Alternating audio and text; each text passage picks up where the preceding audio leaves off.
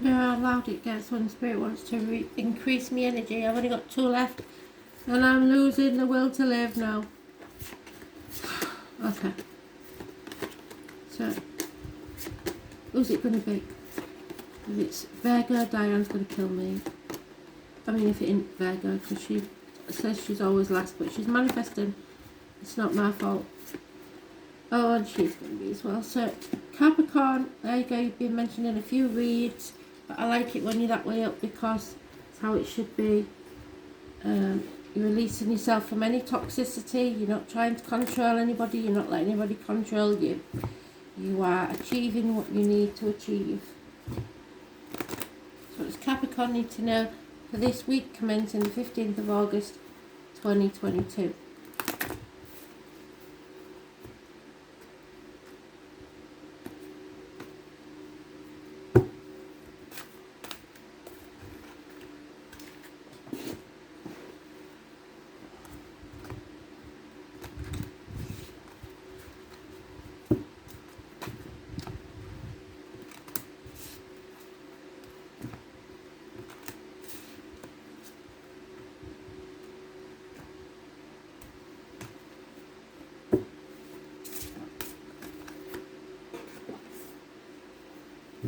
Versus 6 for Capricorn then, please. Let's see what we've got. It's getting hot again. Just want it to start raining again. Still got the clouds. Let's see.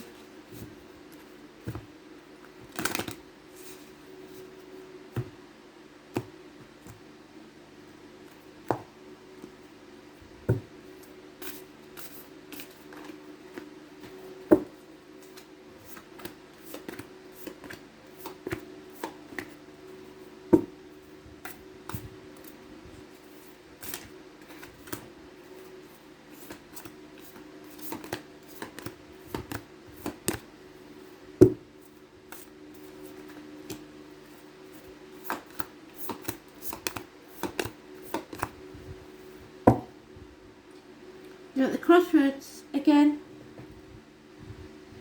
Keep taking that path, the same path, make the same mistakes. You'll keep coming back to the crossroads. Take a new path. Be patient. You have everything you need, but you still feel trapped. You have the key to let yourself out, to free yourself. A bird in a gilded cage, but you're frightened of the conflict that it's going to cause. It's going to take changes, 2 5s, but patience is needed. Enemies will be overcome and you're your own worst enemy, I believe, but you're refusing to accept something in the home environment. This chapter isn't over yet because you haven't brought it to conclusion. So there's no travel to the objects of your desire, be they persons, things or events, yet, because you've got to overcome the enemy within or without. 21, negative energy, harsh communications possibly in the past.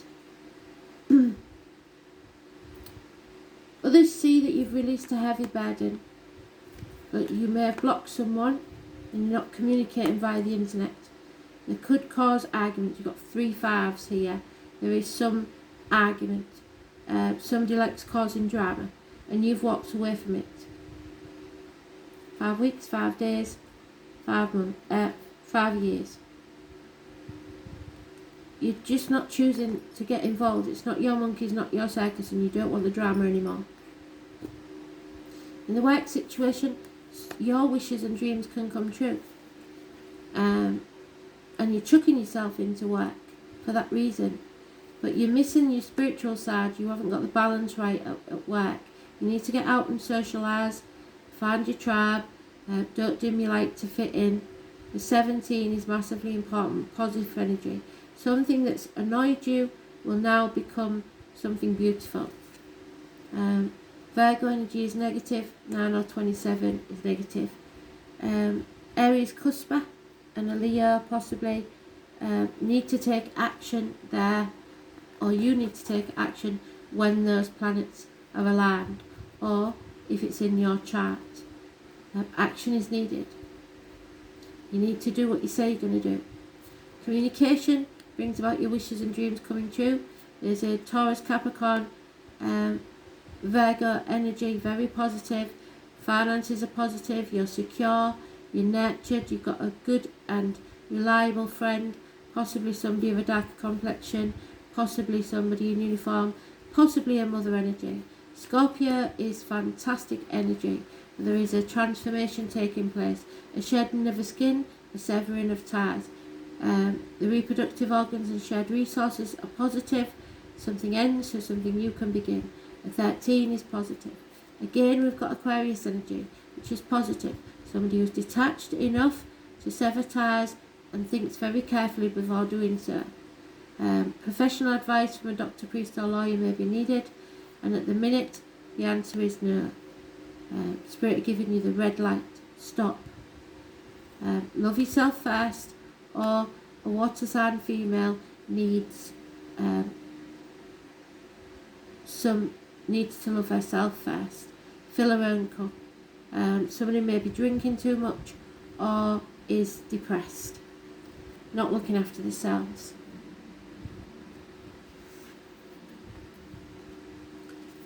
Twelfth house, escape. Somebody wants to escape. Pisces energy. And the number 6, the fairy godmother. Somebody is going to come and tell you, yes, you will go to the ball, Cinders. 36. A Midsummer Night's Dream. I posted that on my Facebook page once. It's the 4 of Cups. You're bored. Mischief is afoot. Magic. The wrong person gets blamed for the wrong thing or receives the wrong thing. You can't ignore or overlook this situation. This is the house of self-undoing. Something is amiss. There's something about the situation that you're unsure about, or at least not privy to. All is not as it seems, and without the information it's difficult to move forward. The signals you're getting are probably the wrong ones. That medical test you just had, the diagnosis is not likely accurate. What seems obvious right now is only a mirage or obscured. The Venus or Libra card with the 12th house indicates an emergence of important love affair or relationship. With the Saturn card, you will soon be shown something you were mistaken over. The results may be shattering. With the Moon card, your visions are profound. So we have none of those. But there is psychic gifts. The warning with this card is not look to others for your fulfillment or to others to give you your purpose. At least not at this current time. It's either the incorrect time to attempt this, or you're looking to the wrong crowd. Or the 10th house gives you the truth, the 12th house gives you the magic. And there she is, the fairy godmother. Each is important, and you cannot be all that is without the other. So take heed and search for clarity. Watch out for deception at this time. So solitude, charity, begging, hospitalisation, secret enemies, exploitation, and visions. The fairy godmother is there to help you through all this. The number 6, massively important positive energy. So, the Trinity knot and the cycle, and the symbol which represents the maiden, the mother and the crone, past, present and future, the 3 life cycles of women.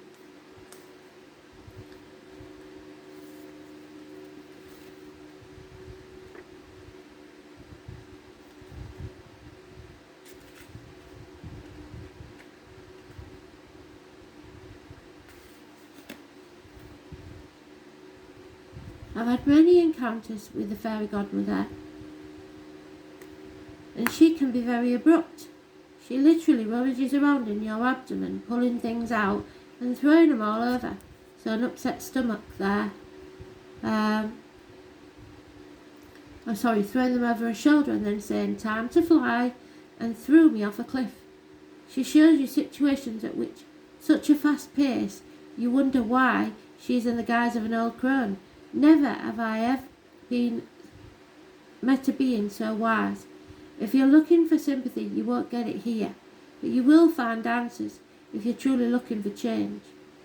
Do not be fooled by the appearance of the fairy crone.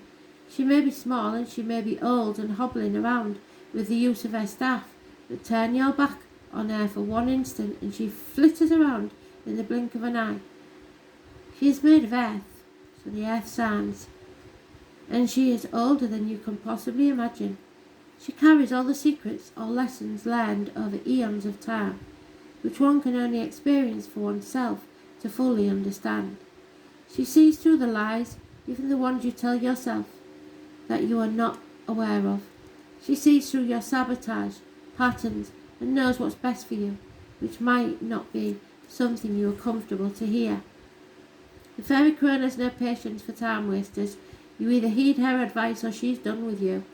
What you can rely on from her is wisdom, answers, and a matter-of-fact attitude, and cut through your ego and mask. If you truly seek answers to your biggest questions, then it's time to work with your fairy crone. But know one thing, you might not want to hear what her answers are.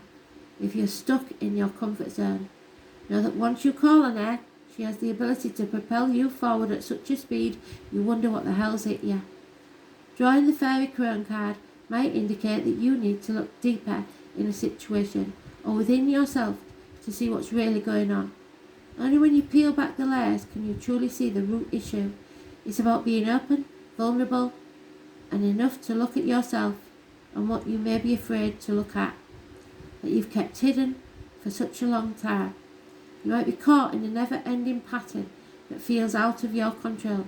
But remember, when we change what's on the inside, the outside falls into place. The fairy crone represents the future. Nothing is set in stone yet. All can change depending on what your decision and you make in the present. Really think about what you want for your future to look like and sit with the fairy crone to see what needs to go to make room for it. So what are you doing that you shouldn't be doing? Who are you with that you shouldn't be with? Get rid and decide what you really want from life.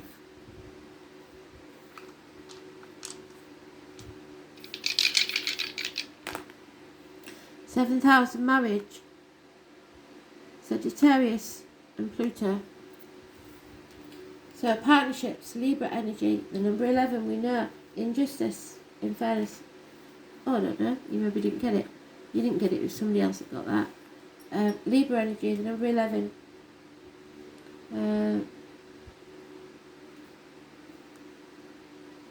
It's marriages, relationships, matrimony, partnerships, unity, other people, projections, public enemies, and lawsuits. The lines, issues with the colon, the prostate, etc.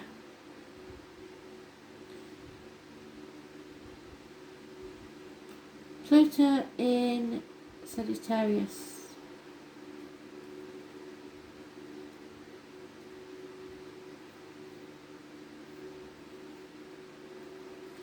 Much is unknown about Pluto. With Pluto in Sagittarius, humanity idealism intensifies. However, unworkable ideologies and old ways of being need to be confronted and transformed. So you've got to come out of your comfort zone, it looks like, doesn't it? Make the changes necessary. Break those shackles. Thanks for listening.